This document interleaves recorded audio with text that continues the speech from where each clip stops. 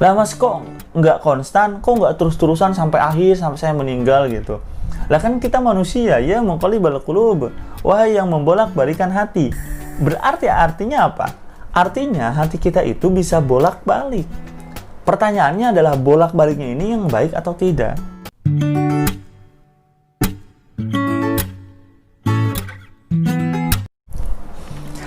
Halo, assalamualaikum warahmatullahi wabarakatuh. Salam sejahtera untuk kita semuanya. Bertemu lagi dengan saya Nur Roman, atau kamu bisa panggil saya Mas Omen. Kali ini kita kembali di channel ini, di channel Motion Motivasi in Action. Motivasi in Action adalah ubahan dari Mosa Indonesia. Jadi untuk teman-teman yang mungkin mencari Mosa Indonesia, ya ketemunya adalah Motion Motivasi in Action. Ya gak masalah, sama aja. Channelnya mungkin berbeda, tapi harapannya tetap sama, agar bisa bermanfaat untuk kamu, bisa memotivasi diri kamu, dan mengingatkan kembali kalau seandainya motivasi kamu sedang turun. Dan kali ini kita masuk ke segmen Mosa Menjawab. Saya akan menjawab beberapa pertanyaan yang memang sudah masuk ke dalam list pertanyaan-pertanyaan yang memang sudah disediakan. Ada sekitar 100 lebih pertanyaan yang memang saya harus jawab secara berkala di dalam video seperti ini. Jadi untuk kamu yang memang mau mendengarkan apa yang saya jawab atas pertanyaan yang kamu berikan, kamu loncengnya aktifkan dulu. Kalau memang sudah subscribe, kalau memang belum, subscribe dulu deh, baru aktifkan loncengnya. Biar nanti ketika saya mengupload videonya, kamu tahu, ini jawaban dari apa yang kamu tanyakan atau belum. Kalau memang belum, bersabarlah. Karena orang sabar itu disayang Tuhan. Kita lanjut. Pertanyaannya adalah, Assalamualaikum Kak Omen. Mau tanya, kan tadi motivasi itu tumbuh dari diri sendiri. Nah, kalau saya sudah termotivasi gitu, ngelihat orang tua yang bekerja sampai malam, terus melihat motivasi-motivasi yang tidak sengaja. Nah, setelah itu muncul semangat dan tekad. Beberapa hari kemudian semangat dan tekadnya lemah lagi, Kak. Lama-lama hilang motivasi yang ada di benak. Nah, itu berlaku terus-menerus. Saran kakak yang saya harus bagaimana? Saran kakak saya harus bagaimana? Begini. Pertama, good. Kamu sudah sadar bahwa diri kamu itu ada polanya. Pola termotivasi. Kamu sudah sadar bahwa naik turunnya motivasi itu ada. Ketika kamu sudah tahu, kamu sudah sadar bahwa motivasi itu naik turun, kamu harus memperjuangkan agar motivasi naik turunnya itu enggak naik turun yang salah. Contoh gini, naik yang salah itu kayak gini, naiknya 10, turunnya 20. Naiknya 5, turunnya 20. Wah, udah tambah nuncep. Yang harus kita perjuangkan adalah ketika naik itu 10, turunnya 5. Naik lagi 10, turunnya 5. Jadi naik turun tapi tetap naik. Bisa dipahami? Nah, untuk jawaban kamu, kalau kamu sudah sadar demikian, kamu lihat polanya. Kira-kira ketika kamu nonton itu, ketika kamu melihat orang tua kamu itu, berapa lama motivasi itu tetap terjaga? Kalau ternyata seminggu lah, kita ambil contoh. Sebelum seminggu itu, kamu lakukan hal yang sama. Kamu nonton video motivasi, kamu baca kata-kata motivasi, atau kamu lihat orang tua kamu yang sedang tidur, yang sedang bekerja sampai malam, untuk meningkatkan emosi kamu yang jadi lebih baik, untuk meningkatkan motivasi kamu lebih semangat lagi, membulatkan tekad kamu lagi. Lah mas kok nggak konstan, kok nggak terus-terusan sampai akhir, sampai saya meninggal gitu. Lah kan kita manusia ya, muqallibal qulub, wahai yang membolak-balikan hati.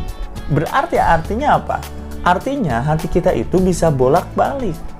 Pertanyaannya adalah bolak-baliknya ini yang baik atau tidak? Kita harus memperjuangkan itu. Kita tidak konstan seperti malaikat ataupun setan. Karena kita manusia, kita bisa ke kanan ataupun ke kiri. Untuk itulah kita harus saling mengingatkan. Untuk itulah channel ini hadir untuk kamu. Silahkan tonton terus-menerus video-video yang memang diupload ini. Tujuannya untuk apa? Ya, itu tujuannya karena hati kita itu bisa bolak-balik, bisa melenceng. Itulah kenapa harus saling menasehati, harus saling memotivasi. Kalau kita memang mau konstan, ya mau gimana? Kita kan manusia yang saya sampaikan barusan. Ibaratnya gini, ini laptop nih, ada baterainya. HP ada baterainya, kamera ada baterainya. Kalau kita sudah tahu baterai ini kira-kira berapa lama untuk dipakai terus-menerus. Jadi kalau kita udah sadar, kita kan tahu kapan di chargernya nih. Ya kalau memang waktunya di charger, ya jangan nggak di charger, nanti ngedrop, nanti bisa rusak. Contoh, HP kita itu 8 jam, ketika dipakai terus-menerus, itu akan mati. Karena memang baterainya itu udah selesai. Listrik di dalam baterainya itu udah habis. Kalau kita terus-terusan dipaksa, ya kita nggak bakal bisa mainin lagi.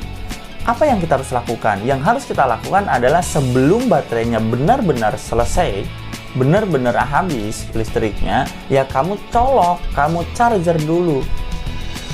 Kalau kamu udah tahu polanya seperti itu, ketika kamu mau jalan-jalan, otomatis kan kamu harus berpikir, wah ini baterainya 8 jam, sedangkan aku jalan-jalan itu 2 hari.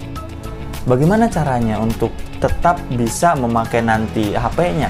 Ya kamu bawa chargeran, kamu bawa power bank. Bisa dipahami analoginya. Begitu juga dengan diri kita.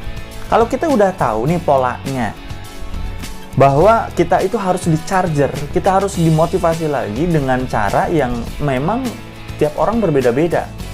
Ada yang modelnya kayak kamu melihat orang tua kamu udah termotivasi, membaca nggak sengaja termotivasi. Ada yang memang harus dimaki-maki. Ya kalau nunggu dari orang lain ya mau gimana? Ya kita harus benar-benar memotivasi diri kita sendiri. Dengan cara apa? Ya yang tadi, kita harus memahami polanya. Sebelum listriknya di dalam baterai itu selesai, habis, ya kita harus charger lagi. Sebelum motivasinya itu selesai, sebelum motivasi di dalam diri itu luntur, ya tambah lagi. Kalau memang seminggu, ya sebelum seminggu charger lagi. Baiknya sih nggak usah nunggu seminggu. Setiap hari kita harus charger. Kita harus benar-benar mengalokasikan waktu untuk mencarger itu. Pagi-pagi kah mungkin, atau sebelum tidur kita lakukan itu. Agar apa? Agar motivasi kita terus naik turun, tapi tetap naik. Naik turunnya yang saya sampaikan tadi. Oke?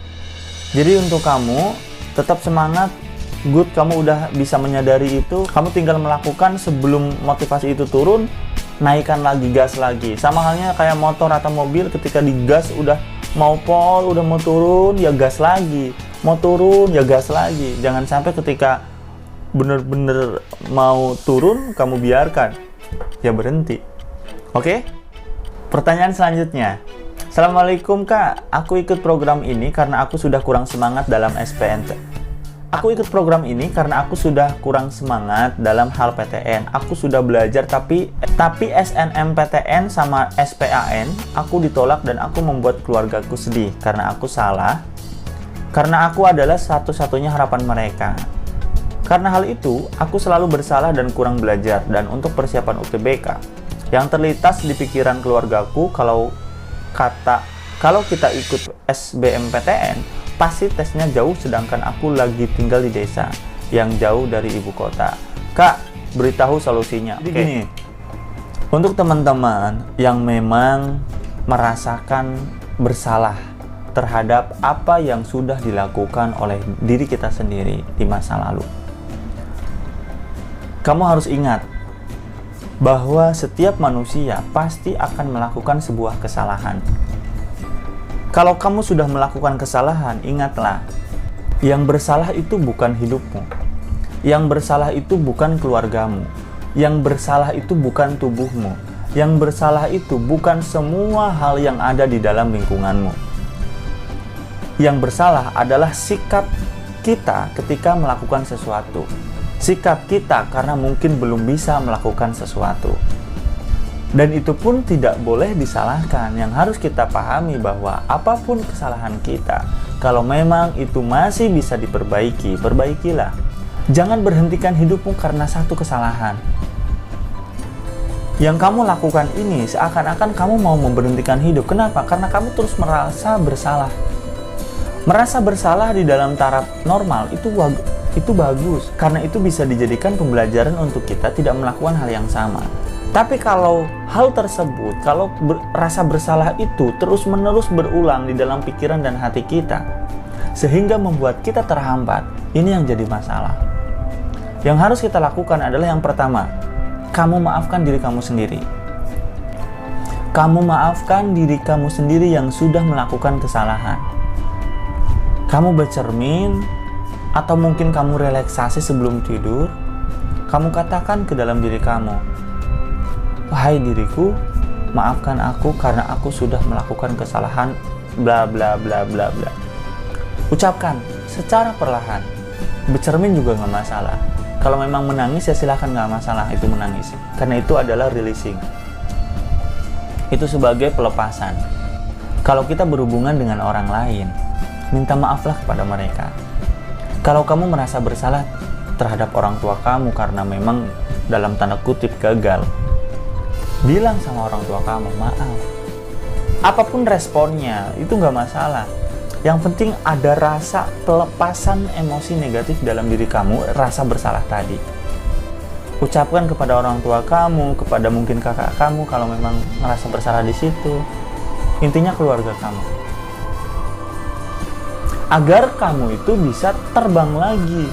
Agar apa yang ada di depan kamu itu bisa kamu hadapi lagi. Ya jangan sampai gara-gara rasa bersalah itu kamu melupakan apa yang ada di depan kamu. Kamu bilang tadi SBMPTN, kamu harus menghadapi itu. Ya udah, hajar itu, perjuangkan itu.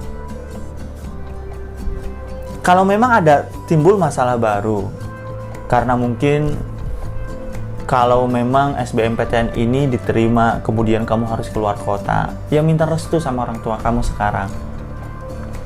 Karena gini, pertama, SNMPTN itu udah selesai dan kamu bilang kamu belum berhasil. Yang kedua, SBMPTN itu ada di depan mata. Yang kamu harus perhatikan adalah SBMPTN ini dulu. Yang kamu harus perjuangkan SBMPTN ini. Kalau ternyata kamu merasa bersalah di masa lalu tadi, belum diperbaiki atau belum diselesaikan, seakan-akan diri kamu itu ditarik ke masa lalu terus-menerus. Ada beban di sini. Ada bandul yang membuat kamu itu tidak bisa berlari untuk mendapatkan SBMPTN. Ditambah lagi, kamu merasa orang tua kamu itu bisa jadi tidak merestui karena memang bisa keluar kota. Daripada itu terus-menerus menjadi persepsi, sehingga kamu SBM nggak jelas, SNMPTN juga belum berhasil kemarin. Mau gimana? Yang harus kamu lakukan adalah selesaikan dulu di ranah pikiran dan perasaan dulu. Kamu minta maaf dan kamu minta restu. Setelah itu, berjuanglah.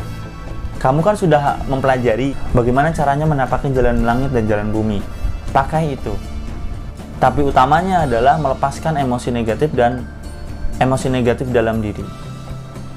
Karena memang, kan saya udah nyampein di seminar-seminar kemarin, kalau kita ada rasa yang tertekan, ngerasa ya salah satunya ada bersalah, belajar kita nggak bakalan optimal. Ya gimana caranya kita dapetin apa yang kita inginkan, sedangkan belajar kita itu masih anggot-anggotan seperti itu. Oke? Lakukan sekarang ya. Minta maaf sama diri kamu sendiri, minta maaf sama Tuhan, sama Allah, minta ampun sama Allah, dan juga minta maaf sama orang tua kamu. Dan yang terakhir, minta restu sama mereka, biar dimudahkan jalannya.